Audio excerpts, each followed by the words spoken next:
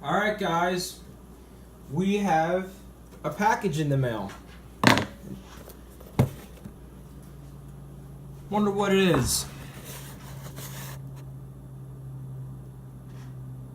Yep. So let's go ahead and open it. And here's the alarm itself. Oh, this is cool. So this is basically just an agent release version of the Wheelock RSS. This is an outdoor strobe.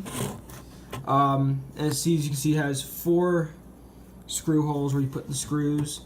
And it is a fixed candela strobe. And the candela is 30 over 180. So 30 would be looking at it from the side, and 180 would be looking directly into the strobe, which would be pretty bright.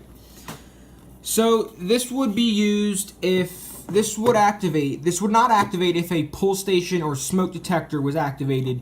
This would activate when a water flow switch was activated or something on the fire suppression system was tripped. This would activate. Now, this would also activate if, for example, FM 200. It would activate for fire suppression, were the sprinklers and the FM 200. So on the back of it, here it is. And by the way, the model number is RSSWP2475W. So as you can see right here, we have our just 2 connections, positive and negative. And as you can see that there is the red shell is the actual device itself. It's not a cover grill.